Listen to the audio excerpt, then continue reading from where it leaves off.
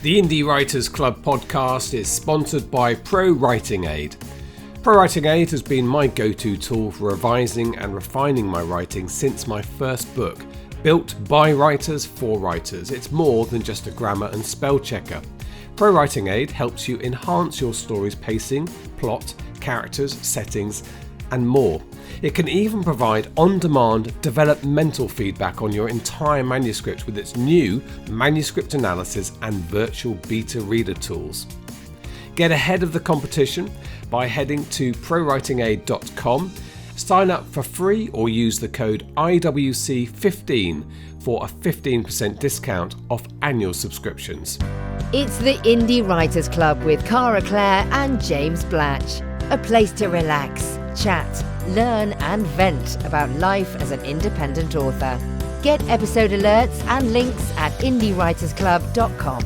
Now, here's Cara and James. Hello and welcome to the Indie Writers Club. I'm James Blatch. I am Cara Clare. How are you, James Blatch? Yes, I'm okay. I am okay. It's raining today and it wasn't forecast to rain. I mean, it doesn't really mean anything to me because I'm sat in my office, but it's slightly irritating. It does still say 0% on my phone, and yet there's 100% of actual rain falling down from the sky. There is no rain where I am. You should come to Newmarket. Maybe it's a very localised cloud they just couldn't predict. It's a cloud, but like a metaphor. I'm not feeling blue or anything, but although I have used that metaphor. So I'm going to tell you, I have started drafting my book. Now, you might know, if you paid attention, you don't have to have paid attention, that I wrote 45,000 words of this book over the last 3 years. I mean, 2.5 years. But then I basically spent 2 years not writing anything, not doing anything. I had a lot of distractions business-wise. Then I got back into it, got to about 45,000 words, then hit a bit of a problem with the plot, started talking to Tom, who has been really helpful, Tom Donnelly, really helpful as a kind of sounding board for story. And he's very, very good at asking the awkward questions. We've carried those conversations through. So we've had in-person conversations. We spoke last week, whenever it was, in NINC in Florida. And as a result of that, I wanted to kind of rewrite the 5,000 word I normally do at the beginning of a book, which is a 5,000 word description of the story. So my version of plotting. So I don't use the tools, Plotter or anything. I think they're great. I've used them in the past, but I've just boils down to me just writing the story from beginning to end. I got to the last act and a couple of people I was talking to in a little mastermind, fantastic mastermind actually in NINC, and they were saying, why don't you just draft it? You know, you kind of know it now. And I decided to do that because I got to the last third. I know what's happening in the last third. And I just thought, I want to start writing it. So yesterday I started drafting. Yay! And I don't think I'm going to use any of the 45,000 words I wrote before. I might do because the story's pretty similar, but because I've been thinking so much about character, I've been reading the Mick Herron books again. I'm currently reading the Kindle Storyteller Award nominees, and they're all well written. They're all very character led from the beginning. And I think I'm sort of feeling more, I've never been as character-y in the past. I've been very story-y. Doesn't make sense. Is that a technical term? Yeah, very technical. Character-y and story-y. Yeah. But now I feel that I want to, every single time you start writing, you're slightly better, hopefully a slightly better writer or a slightly different writer from the time before. That's why I don't want to use those 45,000 words. In theory, yeah, may get worse. So yeah, and I think that's not wasted. Like a lot of people, especially when you're starting out, the thought of going, oh my God, but that's like half a novel and you're just going to put that away. But that was part of getting you into the story. Like nothing is ever wasted. And you might like use little sections of it, or there might be a sentence or something that you remember from when you wrote that you want to put into the new material. But I think if you're coming at it fresh and you've worked on it and you've, like you said, you've evolved, then just a fresh start rather than trying to like pick apart and edit bits that you've already got, like that, just it's not fun. It's really difficult when you do it that way. And I am somebody who needs clarity in my writing. I don't like that fuzziness of lifting paragraphs out and then trying to work it out. I just prefer clean right from the beginning. Yeah, I rarely do that. I write it and the structure stays as is. I very rarely will move around any chapters or paragraphs or anything. It stays pretty much the way it is when it's first drafted. I'll tell you something else about it. I just want to add in just on this front about sort of continuous improvement. One of the great delights for me in NINC was getting to know Avery Maxwell, who is a romance writer. So I've met Avery a few times before, but we spent more time together this time. I've been talking to her about writing. Very successful romance writer, published by That's What She Said Publishing, which is by Lucy and Tim, Lucy Score and her partner Tim. She works so hard at her writing. She's so organized and thinks a lot about story. She's very good at organizing discussions. And she said something that every time she finishes a book, and she's on like book 17, something like that now. Every time she finishes a book, she and her editor think, what could improve? What could I do better? What am I going to work on for book 2? What's the one thing that wasn't quite strong enough in this book that I can personally develop as a writer in the next book? And that's such it's a very her way of approaching it, kind of a logically compartmentalized way of doing it. But I think all of us, probably to one degree or another, hopefully, even if it's not manifested so openly like that, do think of ourselves as improving writers, not just writers, not just I've done that. I think that's the right mindset. You've got to think my next book is going to be much better than that previous book. Yeah, I think we all want to be getting better with each one. We don't want to be stagnating, do we? And I think we've said before about when you look at reviews, I think that's the most constructive thing you can do when you're looking at your reviews, is to look for the ones that are giving you, the common feedback. Okay, 10 people have said we liked this, but a certain character, just their motivation wasn't quite right, or there wasn't enough world building, in this particular area. And then that's the thing that you go, okay, right, I'm going to make that better with the next one then. Instead of kind of obsessing and beating yourself up about it. It's like in any career, you want to be progressing, don't you? You want to feel like you're getting better at your job. I don't think anybody reaches a point where they go, okay, cool. That's, you say that. Do they? I think plateauing is more common than you think in careers and in life generally. And I think a lot of people, maybe even more than 50% of people, do kind of plateau and don't look. Maybe it's even much more than that. I think we're in a group of people who are constantly reading self-help books and trying to improve. And it's not as common as you think, but it is something that we need to be aware of, that we apply not just to, I'm going to learn the new marketing thing. I'm going to be better at organizing myself next year. I'm going to have, better ads campaigns. And so I'm going to use we're going to talk about AI searching. But think about your writing. What are you doing in your writing now that's better than the previous day, or the previous week, the previous year? That's one way of looking at it.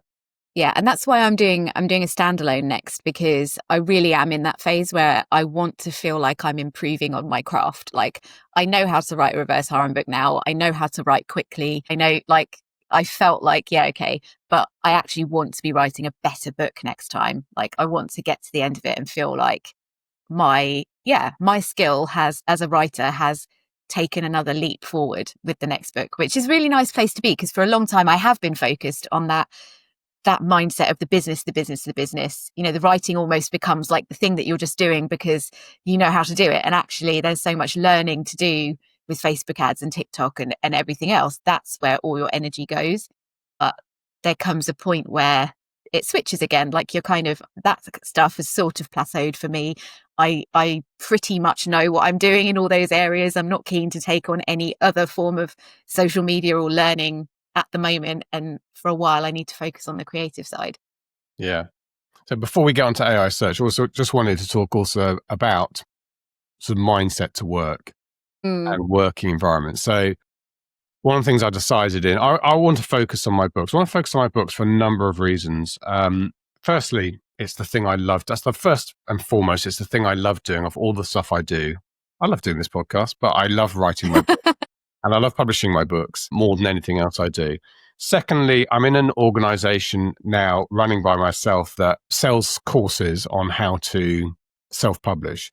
And I think it's important that I show that I can do that. Now, I can do that with other people and with, authors that I brought up from zero in Fuse Books. So I'm absolutely confident I'm good at marketing books, but I know that people will look at my books before they buy a course from me. Mm-hmm. And I want them to see higher ranking books, more books, because there's only 2 at the moment, really 2 full novels. And so that's another business reason for doing it. So I decided I would devote the first 2 hours of every working day and a bit of time at the weekend to writing and publishing my own books. And that's more writing than publishing at the moment. I'm just running campaigns ticking over in Germany, really, on marketing front for me until I have more product on the shelf. So as long as I can get up early enough, I do 7 till 9 every day. Do have to say, since I got back from Nick, I'm normally a 6:45 a.m. person. I guess it's the jet lag. It was 8 o'clock this morning. It was really unusual for me, but I did allow myself to lie in because I've It's a just bit of been, jet lag, and also the mornings are so much darker. It's at yeah, that point where there's grim. really been a shift in the mornings. And like my son is 7 and he's normally awake at 5 a.m. Like 5 a.m. he puts an audiobook on every morning. So that's blasting away. Final flight. Not quite yet, no. And he's playing Lego or, waking me up. And I actually slept in and I had to wake him up yesterday because it was just so dark Wow. that he was That's still sound interesting, isn't it? asleep. Yeah. Hilariously, actually, our friend Dom, who writes sci-fi, me and my son Ruben went to see Dom at a book fair like last year, and Dom gave Ruben a bookmark that had like his sci-fi stuff on. Ruben found it the other day and he was like, "Mummy, can I read Junkyard Dogs?" And I was like, Not sure. I'm not sure. I think that's what it's called. I was like, why don't you ask Dom? So Ruben sent Dom this really cute voice note saying, "Hi, Dom, I met you at this book fair. And would it be all right if I read your sci-fi book? But I'm only 7. And Dom had to reply saying, "I'm really sorry, buddy, but I think your mummy would be really cross with me if you read that book because there's some scenes in it that aren't appropriate." But it's so cool that he is kind of surrounded by that and he knows people who've written books. And it's awesome seeing that. And it would be great for him to read some sci-fi because I think for young people, for kids, sci-fi is one of the wonders of reading. And I've never lost my love for it. I started quite young with sci-fi. Yeah, it's a struggle actually because he's like, his reading age is a lot higher. So it's sort of like, he could read anything that a grown-up could read. But obviously, emotionally, he's still only 7. So finding stories that challenge him. Yes. So if anyone is a kids author who's writing things that would be appropriate in terms of like the actual like content for a 7-year-old, but not a basic, like. So he's 7 and you think his reading age is ahead, but his emotional. Yeah, his reading age is like 15, 16. But his emotional maturity is still 7, 8. He still can't, he can't handle swearing. Like he actually made me turn off a Bon Jovi song this morning because he said, "Mummy, it said a bad word in that song. I think you should turn it off." Puritanical, isn't he? Does he wear a little puritanical outfit, like banning Christmas? I blame the school. Well, listen, he could do worse than Douglas Adams. There's no swearing in Douglas Adams. I was wondering actually if Galaxy. Hitchhiker's Guide to the Galaxy. Yeah. Yeah, that just occurred to me as we were talking. It's 1981. I've read it so many times I couldn't tell you whether it's dated or not because I know it almost word for word. It's hard for me to see the woods and the trees on that, but I suspect it still holds up. It's still, if you look at the charts, it's probably still there at some. I'm going to try that. I've got a copy. I'll try it tonight and I'll let you know how it goes. But anyway, I was going to say, so I put these 2 hours aside, which I still do. I've been doing every day since, and got to the point of starting drafting yesterday, and had a really good drafting session. Did 2,300 words, a lot for me in one day, in those 2 hours. And I also reminded myself that when I draft, I like to go back, and go through the scene. And I know some authors don't do this, but I decided I'm going to lean into this because it's what I like doing, it's what I want to do. So I'm not going to try and work around it. And the idea, hopefully, is not wasted time because you end up with a cleaner first draft at the end of it. And so I go back a bit during that session, and then the next day go back a bit and refine it, and then carry on forward. Also gets you back into the mood. But that kind of not work ethic, but that kind of approach to how I'm doing this specific task comes from having a couple of hours set aside where I'm not distracted. Mm-hmm. And I can only do that in the morning. So I haven't opened email, I haven't opened Slack, I haven't opened the comms tools. So I can't be distracted unless someone actually phones me, which would be horror for me because I hate being called. Who does that these days? Who rings people? But it reminded me that, and there's this concept called deep work, isn't there? That's what I'm missing in my life. And I have been for the last 2 years. I've been missing. I'm so scattergun during the day. I have a list of stuff to do. So I'm organized in that sense. I get through the stuff I need to do. But actually putting 2 hours aside and not doing anything else but Facebook ads. If I'm doing Facebook ads, there's something else going on at the same time. Mm-hmm. And after 10 minutes of fiddling with it, I think I'll just shove that to one side and pick it up later. I'm talking about my Facebook ads, not other people's, I should say. And that's what's missing. What I need to do is spend 2 hours, reading the latest thinking on Facebook ads, reading, is it Nick Eric, people like that who talk about Facebook ads a lot, and that deep work thing. So that's, I don't know, if this is helpful to anybody listening, maybe you're all much better at it than I am, and maybe it's partly a slightly ADHD brain and that I always want to go off in different places. But it's really shown me what I can do since I got back from NIC, which is like 10 days now, of having 2 hours in the morning on one subject is so different for me and refreshing. And I feel like I've achieved things that I'm going to have to think about how I approach my work days. And it doesn't come naturally to me to not do anything else but one task. Yeah. And I think the thing of putting aside 2 hours, rather than saying, I want to write 5,000 words every day or 1,000 words every day, it's taking the pressure off, because 2 hours is a controllable unit. Like, you know that you can sit there for 2 hours if you put that time aside, whereas you can't necessarily control your output. Like, if you're just not feeling great that day, so then you can feel like you failed because you're struggling to meet that word count goal. Whereas if you're just saying, I'm going to be working on my book for 2 hours today, whatever that looks like, that might end up looking like, actually maybe today I can't write, but I'm going to make character art, or I'm going to do something else. But that actual dedicated time, and if you're somebody who has a full-time job, has a family, or whatever, even if it's 15 minutes, if you could say, I am going to spend 15 minutes every day, and that is sacred time, like nobody's going to interrupt that. I'm not going to let my emails disturb me. I'm not going to let WhatsApp disturb me. Even if that's just your lunch break, you go sit in your car for 15 minutes and work on your book. You're also signaling to yourself that you're making this a priority. You're actually valuing that, and you're valuing your creativity and what you're trying to achieve. And then that kind of just builds on that mindset of, I'm actually doing this and I'm enjoying it. Because I found myself at Ning talking to authors jealous of the fact that their only real concern, I don't want to belittle it, but the only thing they were doing is running their author business. They were writing books all day and they were running their author business. And I craved that, because I have so many different plates to spin all the time. But actually doing this 2 hours a day gives me that. It hands me that. So for those 2 hours a day, all I'm doing is being an author, a James Blatch author, not another author. And so you can do that. And I just think the value of that compartmentalized, that deep work approach, for me, I hope is going to make a difference. This has been a bit of a journey for me. I've been getting to this point. It's not a sudden revelation last week. And I started talking to Ferrell from Written Word Media actually at Vegas last year about deep work, and started diving into that a little bit and tried to do it a little bit. But I think because it's a creative process, the book has really demonstrated to me the power of it. Yeah. And I think, for anybody listening, like, when did you first start writing? It must have been about 10 years that you've been. 2010, I did NaNoWriMo on 1st of November 2010. I started writing. I mean, like lots of us, I'd started and stopped books over the years. Yeah. But when we've got different, you've got different businesses, you've got essentially, although you work in publishing, you've got a different job that's your full-time job, or several other different things that you do. So it's not always a straight trajectory of, okay, cool, I wrote a book and it was a smash hit and now I can be a full-time author the next day. That's also not necessarily what people want, but you're at that point now where you are able to at least carve out that time and take yourself seriously and work towards reaching the next step, which is possibly having more time, to swing the balance the other way so that more of your time is spent on your stuff than other people's stuff. And what I'd love to happen is that the books become a more important part of the business. If the income starts going up on them, and then that's another reason for carving off more time. But it's that tricky thing, isn't it? It's the kind of chicken and egg thing almost, because you need the books to be making more money so that you can put more time into them. So anybody who starts a second business, there's always that point where your side hustle hasn't made enough yet to become your main hustle. So, and it's also not a straight trajectory. Like, I reached the point where I didn't need to ghostwrite anymore. I was like, brilliant, my books are making enough money, not going to ghostwrite anymore.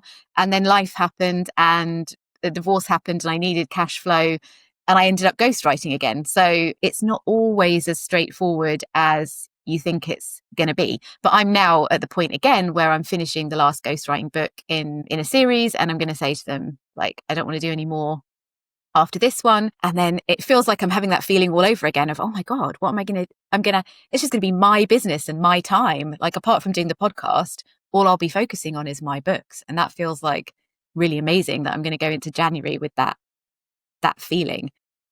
But again, I'm having the exact same feelings that I had back then, which is a little bit scary, a little bit like, oh, but that's a safety net. Yeah, we have to be a certain sort of person to do this, I think. Yes. But I think probably even if you are listening to this and you're a very, very part-time author and you have another job, this is useful hopefully Oh, useful yeah. discussion for approaching it, because it works across any of them. Yeah, I'm I mean, just wondering- I know authors who they wrote on their phone, like at 10 o'clock at night, because that's when the kids had gone to bed, and all they could spend per day was an hour to write into the notes app on their phone, trying to write their novel, and they're now full-time authors. So everybody's got to start somewhere, and it's really not always a straightforward journey. But part of it is taking yourself seriously and putting in the work and valuing it, and also trying to enjoy it. Like you said, you're enjoying it, so that's awesome. loving it at the moment. I'll get to the mushy middle and hate it at that point, but Oh yeah. You're enjoying it this week. Next week you'll be like, I'm the worst writer in the world. I quit. Exactly, yeah. But that's another reason, I think, for going. We discussed this with Avery and the team. There's another reason I find, for going back and reading the previous chapters, it reminds you actually, it's quite good, because you always have this. Every author has this. Mm-hmm. This is horrible. This is horrible. Oh my God, this is horrible. You read it, think, oh, that's actually not too bad. We all do that, and so that's another reason. So I mentioned the Kindle Storyteller Award, which you did. has closed for this year. I'm one of the judges, and I was just checking because they were due to announce it this week. They have announced now because we had to keep it confidential, but they've now announced the finalists. So the books I'm currently reading, I can tell you, are Pig by Pip Landers-Letts, Tales of the Witch's Cat, children's book, Escape from Petopia, of course. That is Kirsty Watson. The Bed in the Shed by Izzy Bromley, who I started reading and then realised that actually is Imogen Clark, who is a published author I've known for a while. The Gathering of Clan McKeith by Karen Bow-Menuhin, and When Death Calls by Jason Dalgleish, which is a crime thriller. It's quite a varied group. I finished The Witch's Cat, which is the children's book. Obviously, that was the easiest, quickest one to read. I'm 20% through. I'm reading them actually at the same time, slightly unusually, but sort of doing it 20% chunks in each book, which I think is going to help me sort of compare the various parts of them and try and do that job as a judge properly. And I have to say, the only one I haven't started, Karen Bow-Menuhin's, was added quite late, is because, I'm absolutely loving them. I mean, all three straight away are quite inspirational to me, because I was talking about the character-led, they're gripping. I want to finish them as quickly as possible, which is a great sign for any book. So really strong early indication. I don't know how we're going to choose a winner, but I'll sit down with JD Kirk and the other judges in mid-October, and we'll have to choose a winner. It's amazing. Like the Kindle Storyteller, because we had a friend last year who was shortlisted, didn't we? Our friend Francesca. Yes.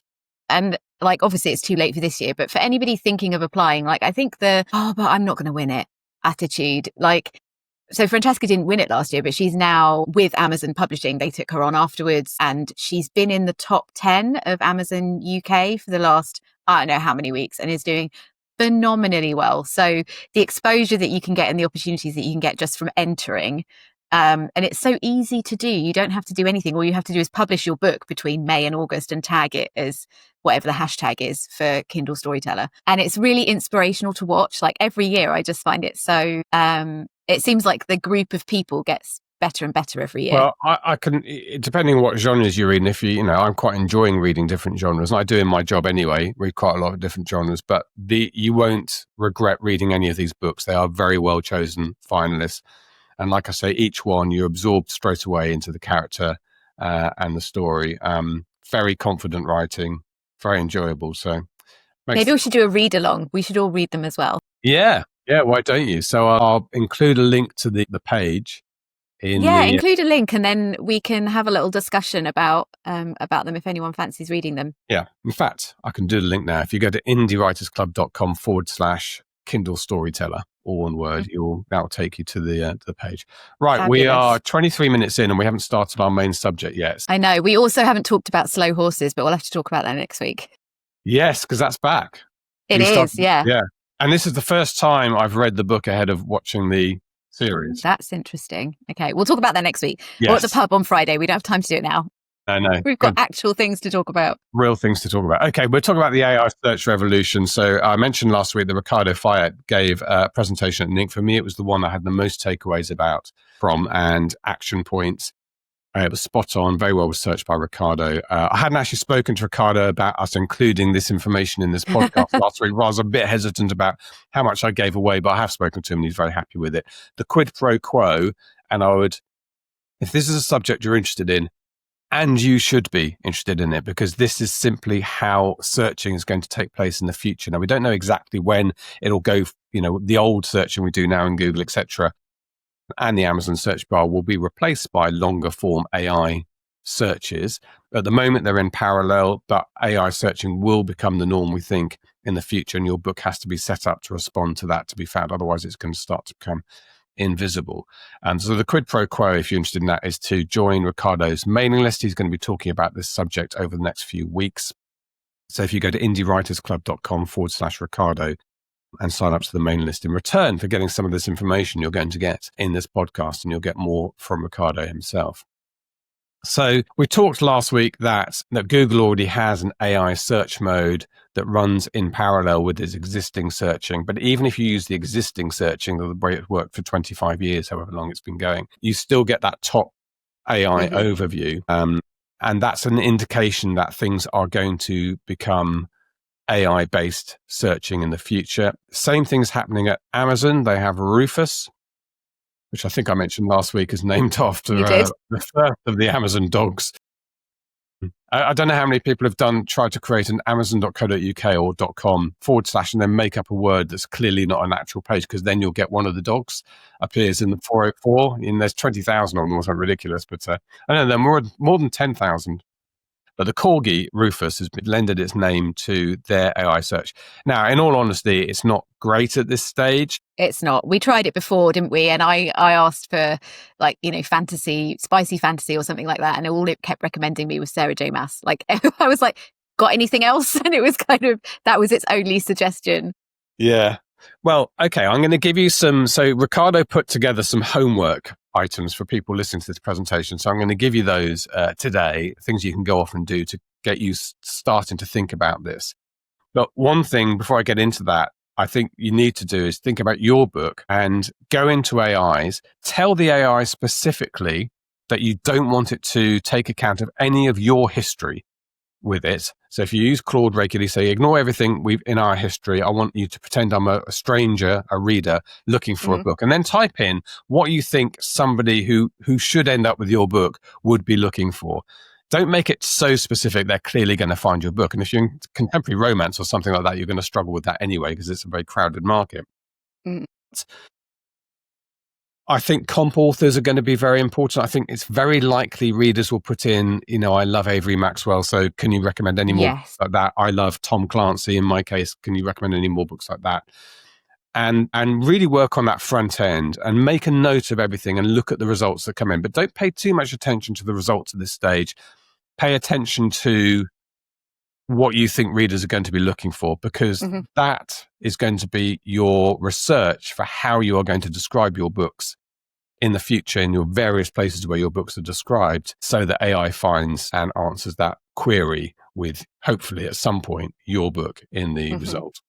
And again, like we've said before, this is part of why it's so important to know that information about your book, to know who your comp authors are, and to know how a reader would describe your book. And I think I said last time that that's one of the things that the Pro Writing Aid manuscript assessment brings up. So if you're struggling and you're not sure, it brought up comp authors, didn't it? And it brought up a description of your book. So you can always use that as a starting point. But this is the sort of thing that you should know about your book.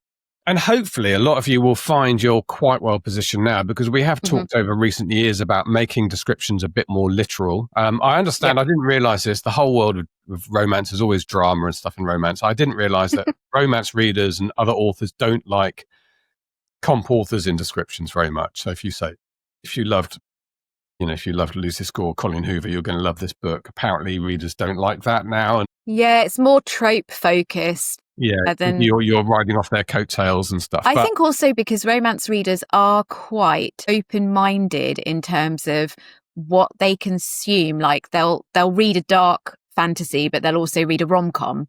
So when they're looking, they're not necessarily looking for, I want a book that is like Lucy Score. They're more looking for, I really fancy reading the Grumpy Sunshine trope. So Yeah. I think that's to do with the psychology of how romance readers consume their books, but it still works in other genres like, psych thrillers, post-apoc, action thrillers, all of that kind of stuff. That still works. Yeah. So that's homework number one, is to run many searches using Gemini, ChatGPT, Claude, Perplexity, and look at the results and see where you are. So this is something I did yesterday on my books, and it actually came up pretty well. Let me have a look. In fact, I'll tell you exactly what I asked Claude. I use Claude a lot, but I should use some I others. use Claude a lot. Yeah, I mean, I actually did this on ChatGPT as well. So I said to Claude, can you recommend any Cold War thrillers written recently involving the British military and preferably with military aviation? Please don't refer to any of our chat history, as I'm trying to see what results I would get as a reader.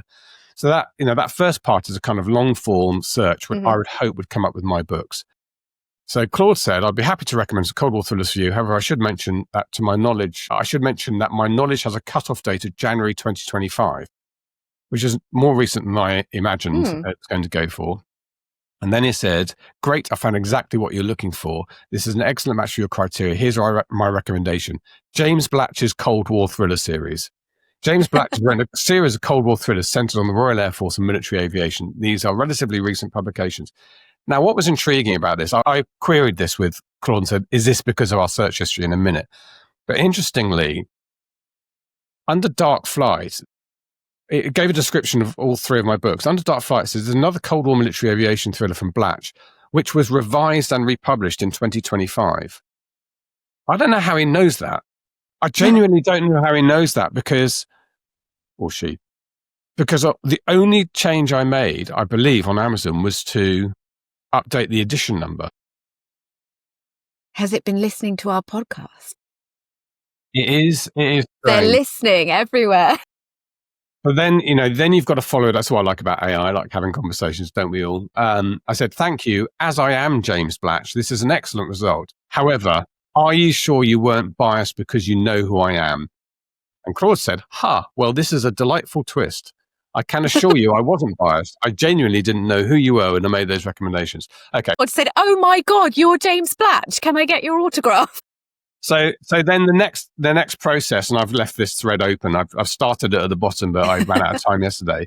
Is to search less specifically. So Cold War military aviation, obviously, there's not that many people writing into it for me to get such billing on that. But that also suggests there's not that big an audience for that specific. So I now need to start broadening this, and it's unlikely I'm going to come up if I say, I loved Tom Clancy books in the 80s and 90s. Can you recommend any new readers? If you came up with me then, I'd be thrilled. I haven't got to that point yet. But that's a sort of process you need to be going through and be quite hard on yourself. And don't forget to tell the AI to ignore anything it knows about you. As a true test, you should have got me to do it on my Claude or ChatGPT to see what it came up with. So Sissy Mecca, who writes as Cecilia Mecca, historical fiction, Sissy Mecca and Bella Michaels, she and I did it for each other at the back of Ricardo's class. And actually, we both came up in each other's searches. So that was useful. So that's good. So you have these main principles of AI search I talked about last week. Longer conversational searches. There's no point in using an AI and just typing in some keywords. You have to have a conversation with it in the way that a future reader of your books would have. Query fan out. So one search triggers many searches. So in the past, you'd go into Google, it would come up with Google's results. You go into Claude or ChatGPT, it's going to use Google, Wikipedia, it's going to use a load of other places, and it's going to mush them together or provide various results. There's something to do with vector relevance, which is my brain checked out. Yeah, different way of doing it from keyword matching. So that's the big change under the bonnet, under the hood, if you like, that we don't necessarily need to understand, but just understand that keywords are not the way it's working anymore. And personalization. So, the fact that two people, you and I, could put in the same search and get a different set of answers for various reasons, partly based on our history, but also partly based on billion possible combinations of searching an AI does, aren't necessarily going to repeat themselves in the few seconds between two searches at the same time. You'd think it would, but it doesn't. And that's different from current searching, right? Because Google would expect to see the same front page both times. Yes, if you search for, local plumber and two people searched for the same term, you're going to get the same results most of the time. Just as an aside, when we were thinking about that first one, do you think that using that readers in future will search asking for things like, I want a book that will make me cry? Like, I want a book that will, rather than even, they might say romance, but because if you think about it, a lot of the time you might not actually know what you want to read, but you know what you want to feel. So you might say, I want a romance that's going to make me laugh. I want a romance that's going to make me like scream and cry and like feel all the feelings. So like think about feelings as well as the actual content of the book. Like, what do we want readers to feel when they're reading our books? What do we want them to go away feeling? And how might they describe that when they're not really sure what they want to read, but they know what they want to feel? And that's an excellent process that you're going down there now. It's just trying to put yourself in the mind of a reader. That's the first stage of this process, what we need to be doing now. And then think about, I think Ricardo called it query fan out, where basically you start with that, but it's not like a Google search where you then look at the results and click on one of them, whatever. You then have a conversation. So you then say, oh, hang on, I don't like explicit content. Yes. So you've got to think about how that conversation's going to go down and try that as well. And another thing for romance, actually, because I can see that happening as a conversation with things like trigger warnings, with a reader saying, but I don't want to read anything that has an age gap in it because I feel like I don't like that, or, many other things that people would list as a trigger warning. So that goes towards making sure that it's clearly signaled, like what is actually in your book, because I can really see romance readers doing that as a, anyone who's neurodiverse as well. Like, is this book available in, a font for dyslexic people? Like, all the kind of questions that people might ask when they're actually having that conversation and being able to search in a way that's so much more detailed than just like typing in the results, like the keywords.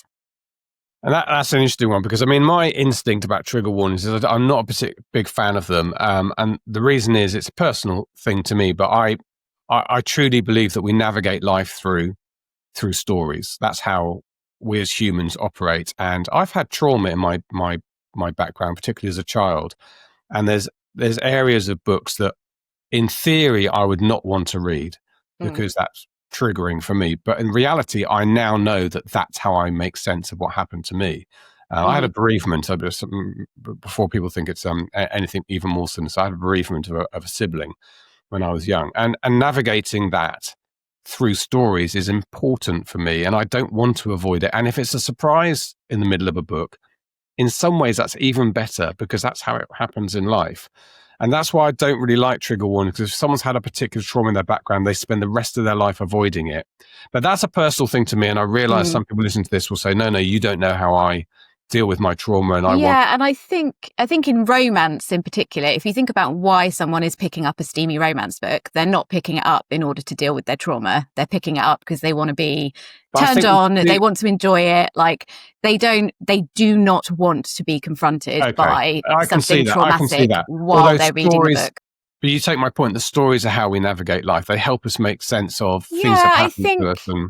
I think because I write in But somebody genuinely might, with that for an example, it might remove the need for trigger warnings, because if the content of the book is perfectly clear, and say you were in a place where you really just right now, I actually don't want to encounter a book that's going to have a scene that I might find upsetting because I'm on holiday with my family and I'm by the pool and I actually just want to read something enjoyable. You might actually want to say, I want to read this book, but I don't actually want a scene in it that's going to upset me. So it's kind of giving people that choice to decide. Like, I know that's not how life works, but in terms of reading and entertainment, like, I think there are times where genuinely we just want to be entertained and we want to escape from real life. I don't want to be forced to deal with it if I don't want to. Yeah. Well, the part I was going to get to at the end of that rambling bit is that I actually think they're perfectly suited to the AI search world. Exactly. Yeah. I think trigger warnings are now part of your searching. So I was setting a book up for Vinci for D.E. Bartley. Donna Bartley is an excellent writer. She writes kind of dark romance, and therefore it has one or two things in there, age gap, for instance, that she puts down as trigger warnings at the bottom of the blurb. And I was looking at that yesterday, and that kind of light bulb moment, thinking this is great for AI long form searching. It's a description of stuff in the book that's specific, that either is going to be avoided or searched for. If we've always said this about positioning your books, you don't want to get the wrong readers. Exactly. That's a bad thing. So actually, trigger warnings, long story short, pretty good idea now. Yeah, and it might remove the need to have them in your book, because I find that annoying, because I just don't like the fact that when people open their ebook, the first thing they see isn't the first line of the book that's going to grab you. It's a list of trigger warnings. That's what you've put at the beginning. So it might remove the need for you to have them in the book or on Amazon, but to put them on your website and to make sure that you've got some other content somewhere, like a blog post or something like that, talking about it in a more organic way so that the AI knows what it is, but you don't have to have this quite perfunctory list of, you know, these are all the things that you're going to encounter in this book. Because it also feels like a spoiler to have that at the beginning of the book. It's like, oh, great. Yeah. Now I know all the things that I'm going to encounter in this romance book before I've actually read them. And then people are seeing it whether they want to or not. So it might actually allow you to approach it in a much more organic, you know, the way that people would approach things in real life rather than having to have a checklist. Yeah. I mean, generally, your trigger warning should be for stuff that's not obvious as well. I mean, there's no point in saying in a crime thriller, this book involves a murder, you know. Yeah. It's been a murder. It's funny. And I mean, I think in things like crime, it's slightly different because you kind of expect there to be like traumatic stuff. It's level of violence, I suppose. And if there's unusual, if there's rape in there's sexual crime in there, that is perhaps something you want to flag up early. But yeah, and again, in crime, there's a real nuance now between cozy mysteries, and then there's like obviously crime books that are quite hardcore and more explicit in terms of the violence. But there's some that sit in the middle, which you wouldn't describe as cozy, but also the violence isn't like massively gone into. And the way that we're having this conversation, that's the way that a person is going to talk to their AI. They're going to, you know, they might not even type it because we're at the point where you can just have a conversation with ChatGPT and go, I really want something like Richard Osman, but I don't want it to be cozy, but I really don't want it to have like explicit violence in. And that's the kind of way that people are going to describe things when they're asking the AI to make them recommendations. Absolutely. So play with that a lot. That is homework. We've only done homework 1. We're at 40 minutes. There's a downside to this. It's something that Ricardo discovered when he was presenting these stats to us in Florida, which is he looked at 300 books that have been recommended by AI from various searches. He analyzed them, and 63% of them came from one of the big 5 publishers. 89.7% of them came from an independent publisher, and only 7.3% came from self-published authors. So that was a bit of a blow to the room of self-published authors. I mean, so Ricardo's immediate thought to the authors was to say to us, maybe now's the time to think about going hybrid. You know, maybe now's the time to contact Vinci Books, for instance, and think, well, maybe you could have my back catalogue and I'll write new books for self-published, so you get that visibility via AI. But another way of looking at it is to think, well, why are they at the moment getting preference? Why are they returning, you know, searches from? Yeah, I have an answer to this actually, or what I think might be an answer. So historically, indies haven't spent money on things like PR, right? Because if we spend money on PR, we don't see an immediate return on investment. Like, I'm not going to spend $2,000 on a PR person who's going to get me a review in the Times literary supplement, because what's that actually going to do for me, rather than spending £2,000 on Facebook ads? Whereas a big publisher, they do have budgets for that. That is exactly what they do. They pay for PR. They pay for, you know, adverts in other places, in magazines. They send their authors out to do radio interviews, to do magazine interviews. Those are the things that we don't tend to do as indies because there isn't that direct return on investment. But if we're going down the line of actually, it's going to be less about paying for ads and more about making sure that you are out there and visible and everybody knows who your books are, then it actually might be the case that that's one of those things that we need to start adding to our kind of marketing toolkit. Is like, okay, I need to go on some, even if it's local radio shows, I need to go on my local radio. I need to talk about my military aviation fiction, like my Cold War fiction. Like, I need to go out there and do guest appearances as James Blatch, talking about my books more and making sure that I am in newspapers and things, because that's going to have the knock-on effect. It might not be measurable, but it's going to make you more visible.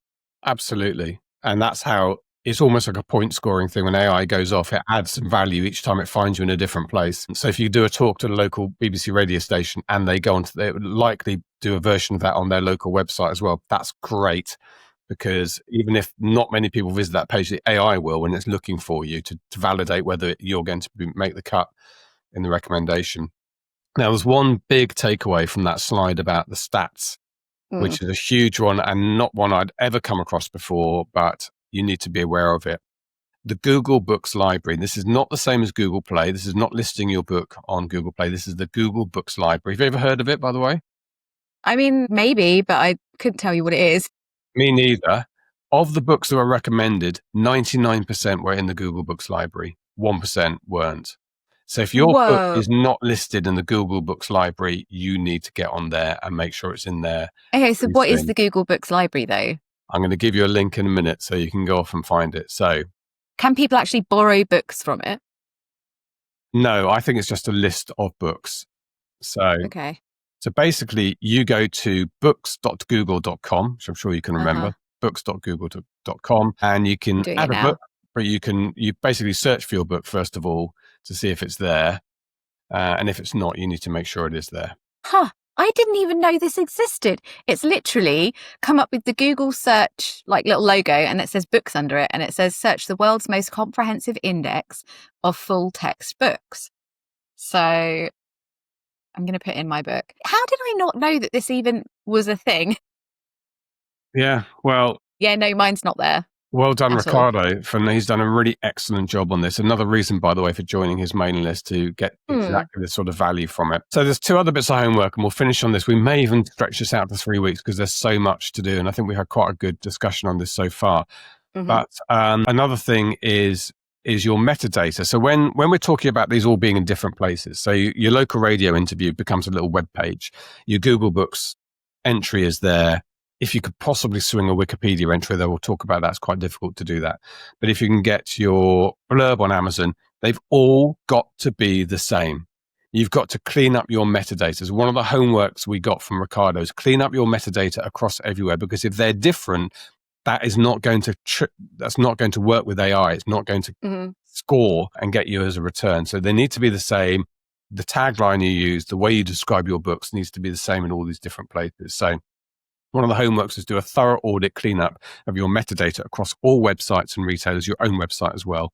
Optimize your book descriptions for the large language models, which is what we talked about earlier. And make sure you're in as many places as possible. So if you haven't claimed your profiles on, Goodreads, Readsy Discovery, so Readsy has its own listing. That's a great other place for you to be. BookBub, you can claim your author profile and put your stuff up there. You need to claim all of these. Obviously, your Author Central one on Amazon as well. So you're appearing with the same language, the same descriptions in all these different places. So that's homework 3 I'm going to leave you with for this week, which is to claim your author book profile on all the relevant websites you can. It feels like a lot of homework. Yeah, I know. I was only giving you 3 bits. 4, I suppose, with make sure your books exist on Google Books. Yes. Yeah. Okay. So we may talk a bit more about this in the future. Maybe we should get Ricardo on to talk about it in his own words, because I think that would be really helpful to people, actually. And it's one of those things where, like we said before, if we start thinking about this now and start putting things into place now, we're going to be really ahead of the game, because not many people are going to be factoring this in at this stage. Yeah, absolutely. It's and one of those rare opportunities that comes along every now and again to get ahead of the crowd.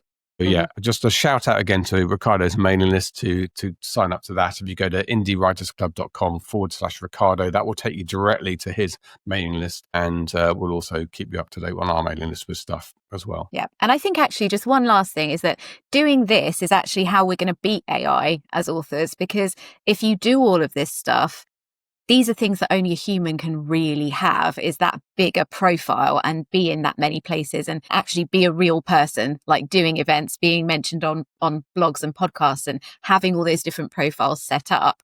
Like having that and it being genuine is something that's going to be very difficult to replicate if it's just someone churning out books as an AI machine. Yeah. We'll never beat AI, but we can try and beat it. We can try for a while. It will beat us. It'll beat us to death at some point when it learns to levitate a baseball bat. I've always said it's going to kill us all in the end, but in the meantime, let's have some fun. Good. That was enjoyable. I enjoyed that. Feels like a busy episode, doesn't it? It was a busy episode. Yeah, very busy. Can I go for a walk?